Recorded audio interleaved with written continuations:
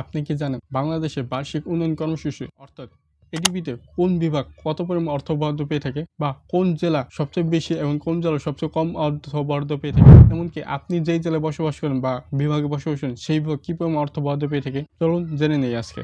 গত 10 বছরে অর্থাৎ 2012 থেকে 24 সাল পর্যন্ত বাংলাদেশের বার্ষিক উন্নয়ন কর্মসূচিতে বিভাগ ভিত্তিকে সবচেয়ে বেশি বরাদ্দ পেয়েছে ঢাকা বিভাগ 38.54%। এরপর চট্টগ্রাম বিভাগ 27.75%, রাজশাহী বিভাগ পেয়েছে 10.12%, খুলনা বিভাগ 8.2%, সিলেট বিভাগ পেয়েছে 4.56%, বরিশাল বিভাগ পেয়েছে 4.18%, ময়মনসিংহ বিভাগ পেয়েছে 3.53% এবং সবচেয়ে কম বরাদ্দ পেয়েছে রংপুর বিভাগ 3.13% বরাদ্দ পেয়েছে। এই বরাদ্দ থেকে বোঝা যায় ঢাকা ও চট্টগ্রাম বিভাগ প্রায় মিলিতভাবে 66% বরাদ্দ পেয়েছে, যা বাকিদের তুলনায় অনেক বেশি। এখন আমরা যদি জেলা ভিত্তিকে যাই, বাংলাদেশ বার্ষিক উন্নয়ন কর্মসূচি এডিবিতে ঢাকা, চট্টগ্রাম ও গোপালগঞ্জ জেলা সবচেয়ে বেশি বরাদ্দ পেয়েছে। এর মধ্যে ঢাকা জেলা পেয়েছে মোট এডিপির 21.21% বরাদ্দ, চট্টগ্রাম জেলা পেয়েছে 10.8%-এর কাছাকাছি এবং গোপালগঞ্জ জেলা পেয়েছে 5.36%। এই তিন জেলার সম্মিলিত মোট বরাদ্দ 37.4%।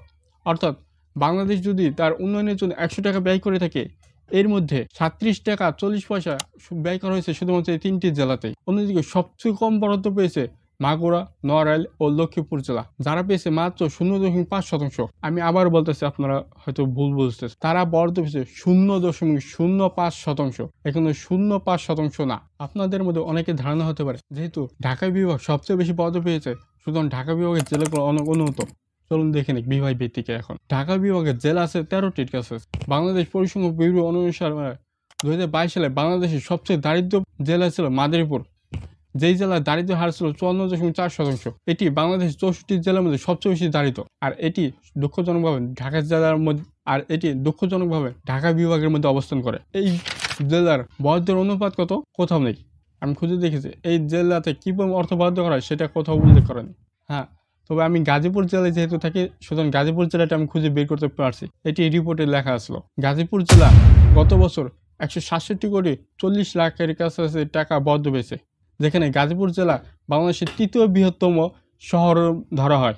এই শহর তার উন্নয়নের জন্য মাত্র 167 কোটি টাকা বরাদ্দ পেয়েছে, যেখানে গতকালকে একটি রিপোর্টে দেখলাম ঢাকা বিভাগের মধ্যে একটি মেট্রো রেল করার জন্য 2 লক্ষ কোটি টাকা খরচ করা হবে। আপনারা ঠিকই শুনেছেন, 2 লক্ষ কোটি টাকার কাছাকাছি ব্যয় করা হতে পারে শুধুমাত্র একটি মেট্রো রেল করার জন্য।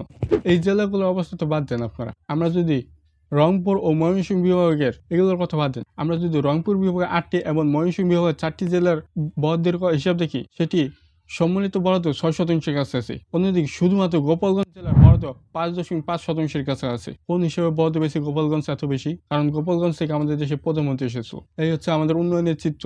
যেই জেলা থেকে প্রধানমন্ত্রী আসবে সেই জেলার উন্নয়ন সর্বাধিক, এবং ঢাকা এবং চট্টগ্রাম জেলা তো আছেই। এর বাইরে বাংলাদেশের অন্য কোনো জেলা নেই। অন্য কোনো জেলাতে মানুষ বসবাস করে না, তারা ভাত খায় না বাংলাদেশের মানুষেরা। এই হিসেবে বর্তমানে বগুড়া জেলার ভাগ্য খুলতে চলেছে। আপনাদের জন্য সাধুবাদ।